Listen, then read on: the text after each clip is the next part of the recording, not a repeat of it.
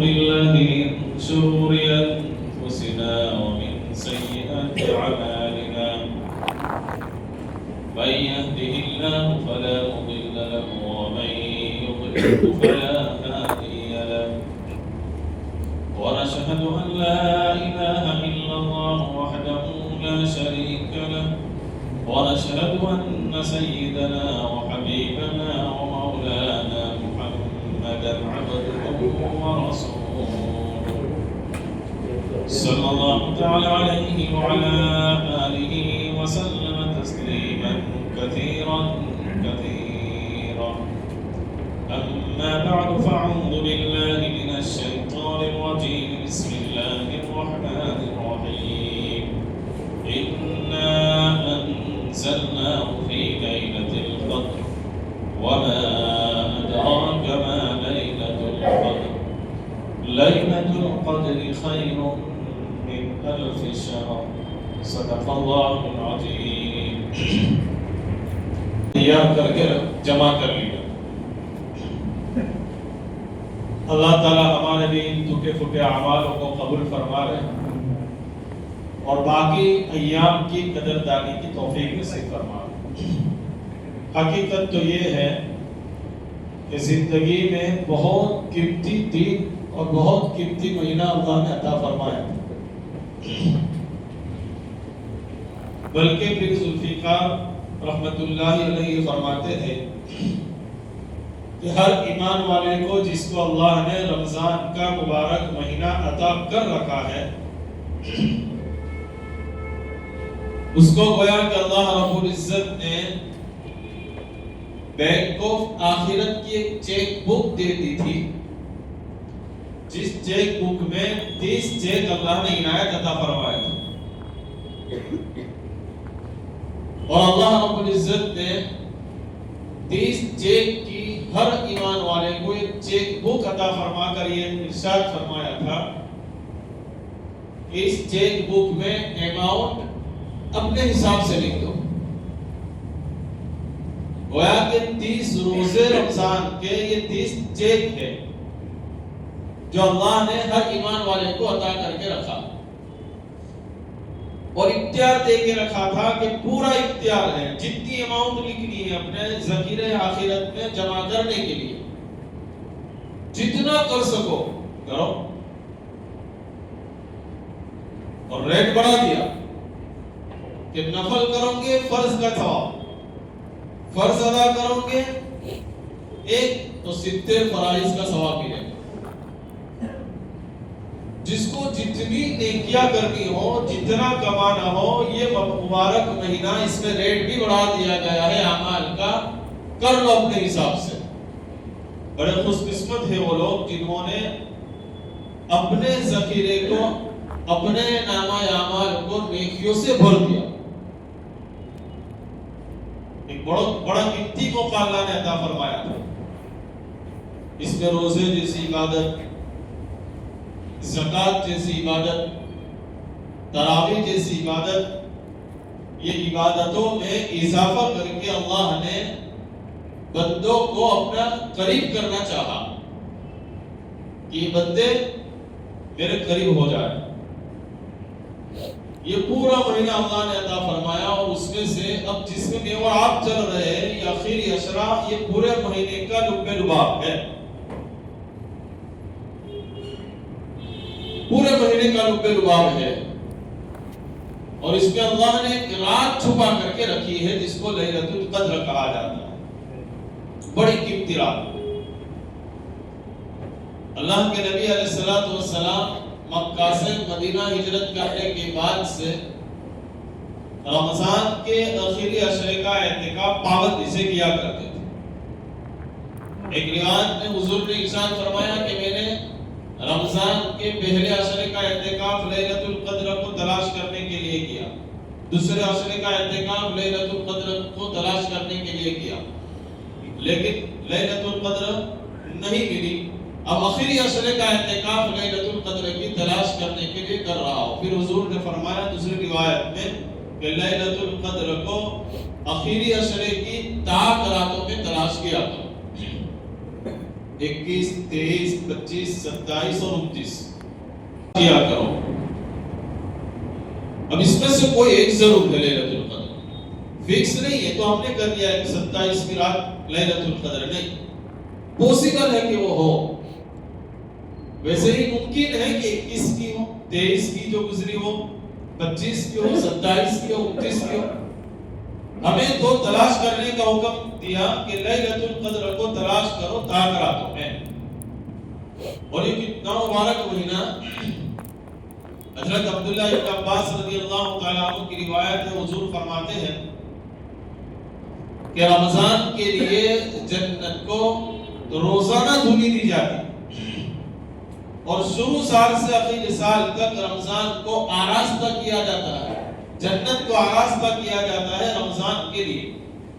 گویا کہ جنت میں ڈیکوریٹ کیا جاتا ہے رمضان کے لیے. پھر آگے الفاظ ہیں کہ جب رمضان کی پہلی رات ہوتی ہے تو اللہ کے عرش کے نیچے سے مخصوص ہوا کا جھونکا چلتا ہے اور اس ہوا کا نام بھی روایت میں موجود ہے میسرا یا میسرا. جب یہ ہوا کا جھونکا چلتا ہے تو جنت کے درختوں کے پتے حرکت کرنے لگتے ہیں ہوا کے جھونکے سے. کیواڑوں کے حلقے یہ بھی ہلتے ہیں اور ان جنت کے درختوں کے پتوں کی حرکت سے اور جنت کے محلات کے دروازوں کی کیواڑوں کی ہلنے سے ایک مخصوص قسم کی آواز نکلتی ہے اور اتنی سریلی آواز ہوتی ہے. روایت میں ہے کہ سننے والے نے اس سے اچھی پہلے کبھی آواز اتنی سریلی نہیں سنی ہوتی. اتنی بہترین آواز نغمہ چلتا ہے. جس آواز کو اس سریلی آواز کو سن کر جنت کی حوریں جنت کے محلات سے نکل کر اپنے اپنے کمروں سے بالا خانے میں آتی ہے اور کہتی ہے کہ آج کی رات یہ کون سی رات ہے کہ اتنا بہترین ماحول اور سما بندہ ہوا ہے. جنت کا داروں کا رضوان جس کا نام ہے وہ کہتا ہے کہ آج رمضان کی پہلی رات ہے. اور ایک روایت میں ہے کہ اللہ رب العزت جنت کے داروں کا چوکیدار رضوان کو حکم فرماتے ہیں کہ جنت کے سارے دروازے جنت امت محمدیہ کے روزے داروں کے لیے کھول دیے جائیں اور جہنم کے داروغہ جہنم کے چوکیدار جس کا نام مالک ہے اس کو اللہ حکم فرماتے ہیں امت محمدیہ کے روزے داروں کے لیے جہنم کے دروازے بند کر دیے جائیں. بہرحال یہ پہلی رات سے نغمہ شروع ہو جاتا ہے.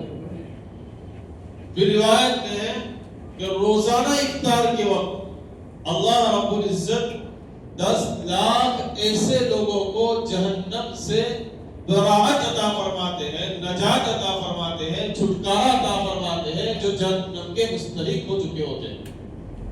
روزانہ افطار کے وقت روایت میں ایسے 10 لاکھ لوگوں کو اللہ تعالیٰ جہنم سے نجات فرماتے ہیں جو جہنم کے مستحق ہو چکے ہوتے ہیں.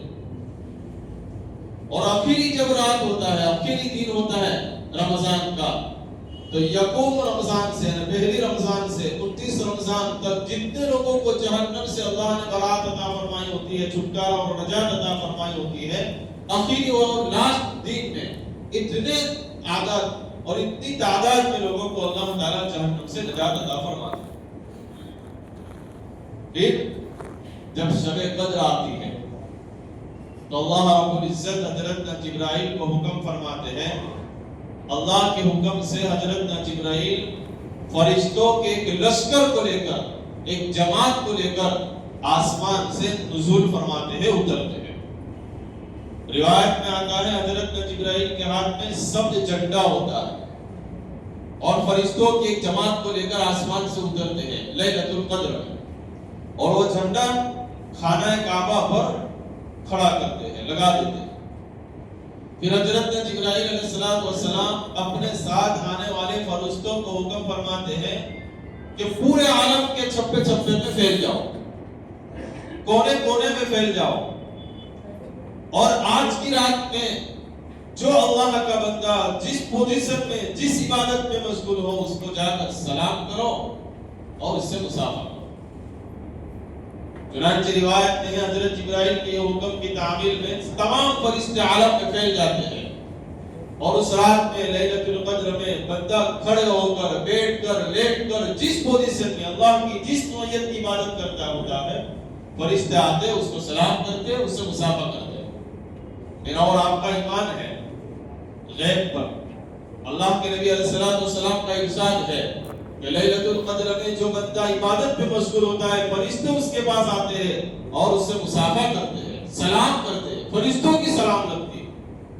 ایک روایت میں ہے کہ جس بندے سے فرشتے مصافحہ کرتے ہیں، جس بندے کو فرشتے سلام کرتے ہیں، اس کی علامت اور پہچان کیا؟ کیسے پتا چلے کہ اس سے فرشتہ مل کر گیا؟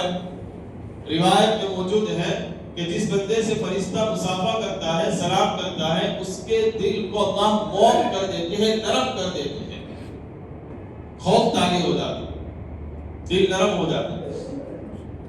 بہرحال یہ سلسلہ پوری رات چلتے رہتا ہے، رات بھر فرشتے دنیا کے چپے چپے میں گھومتے رہتے ہیں، پھرتے رہتے ہیں، اور جو بندہ جس حالت میں عبادت میں ہو، نماز میں ہو، قرآن کی تلاوت میں ہو، ذکر میں مشغول ہو، دعا میں مشغول ہو، جس عبادت میں ہو، فرشتے اس کو سلام کرتے ہیں، مصافحہ کرتے ہیں۔ جب صبح ہو جاتی ہے، روایت میں الفاظ ہے، حضرت جبرائیل حکم فرماتے ہیں کہ آ جاؤ، واپسی کا وقت ہو گیا ہے۔ فرشتوں کو حکم ہوتا ہے آ جاؤ، چلو واپسی کا وقت ہو گیا ہے۔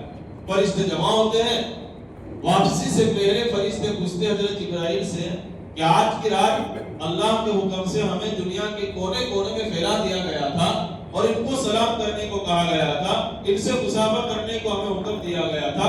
اللہ رب العزت نے امت محمدیہ کے ضرورت مندوں کی ضرورتوں کے بارے میں کیا معاملہ فرمایا؟ ان کی حاجتوں کے بارے میں اللہ نے کیا فیصلے فرمایا؟ آج کی رات میں انہوں نے تو بہت دعائیں کی، اللہ نے کیا فرمایا؟ حضرت ابراہیم فرماتے ہیں کہ اللہ رب العزت نے امت محمدیہ کی ضرورت مندوں کو ضرورتوں کو پورا کرنے کا فیصلہ فرمایا۔ اللہ نے ان کے ساتھ عنایت کا اور رحمت کا معاملہ فرمایا، اور اللہ نے بخشش کا اعلان فرما دیا ان لوگوں کا، مگر صرف چار لوگوں کو چھوڑ کر تمام کی بخشش اور تمام کی مغفرت کا اللہ نے فیصلہ فرما دیا۔ جب حضور نے یہ بات فرمائی، صحابہ نے حیرت سے پوچھا یا رسول اللہ صلی اللہ علیہ وسلم، روزانہ افطار کے وقت 10 لاکھ ایسے لوگوں کی جن کی اوپر جہنم مستحق ہو چکے ہوتے ہیں، جو جہنم کے مستحق ہو چکے ہوتے ہیں، اللہ ان کو جہنم سے نکال کر نجات عطا فرماتے ہیں، اور لیلۃ القدر میں تو مغفرت عام ہو جاتی ہے۔ اللہ کی رحمت کا ایک بڑا سیلاب چلتا ہے جو بندوں کے گناہوں کو بہا کر کے لے جاتا ہے۔ فرشتے اترتے سلام کرتے، مصافحہ کرتے ہیں، لیکن وہ بدبخت اور بد نصیب کون ہے جن کی مغفرت آج کی مبارک رات میں بھی نہیں ہوگی؟ رمضان کا مہینہ، لیلۃ القدر کی رات، پھر بھی مغفرت نہ ہو، پھر کون سا موقع ہوگا ان کی مغفرت کا؟ حضور وہ کون لوگ ہیں جن کی اس دن مبارک راتوں میں بھی مغفرت نہیں ہوتی؟ حضور نے فرمایا 4 قسم کے گناہ میں مبتلا جو لوگ ہیں ان کی مغفرت آج کی رات میں بھی نہیں ہوتی۔ نمبر 1، حضور نے فرمایا جس کو نشے کی لت پڑ گئی ہو، شراب کا عادی ہو اور اس سے توبہ نہ کی ہو، فرمایا کہ اتنی مبارک رات میں بھی اس کی مغفرت نہیں ہوتی۔ علماء نے لکھا ہے حدیث کی روشنی میں کہ شراب اور نشہ یہ ام الخبائث ہے، تمام گناہوں کی جڑ ہے۔ آدمی جب نشاور چیز کو استعمال کرتا ہے، نشے میں مبتلا ہو جاتا ہے، صحیح غلط کی تمیز بھول جاتا ہے، عقل کا توازن باقی نہیں رہتا، ماں بہن اور پرائی عورت میں تمیز بھول جاتا ہے، اپنا اور پرایا کون پتہ نہیں چلتا، ہر قسم کے گناہ اس سے کروا لو جو نشے میں۔ اللہ حفاظت فرمائے۔ اسی لیے واقعہ لکھا ہے کہ ایک بڑے میاں تھے، نیک آدمی تھے، شریروں کا ٹولہ، موبلک چک کا زمانہ ہے، تو شریروں کا ٹولہ کسی جگہ ان کو پکڑ لیا اور کہا کہ تمہیں ہم 3 آپشن دیتے ہیں، 3 میں سے ایک کام کرنا ہوگا ورنہ تمہاری جان کو خطرہ ہے، مار ڈالے۔ کہا کیا؟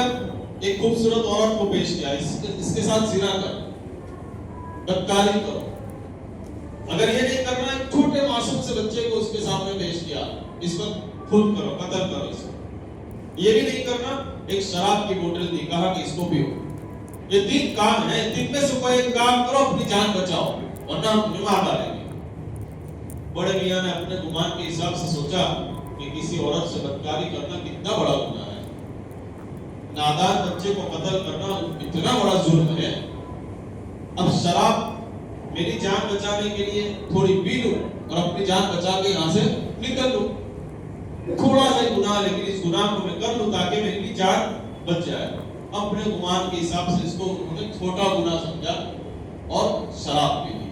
اور کمینوں نے اتنی تیز اور اتنی نشیلی شراب دی تھی کہ شراب کا گھونٹ گلے میں اترا ہی نہیں تھا کہ مدہوش ہو گئے, اور شراب کے نشے کے اندر اس عورت سے بدکاری بھی کر لی, بچے کا قتل بھی.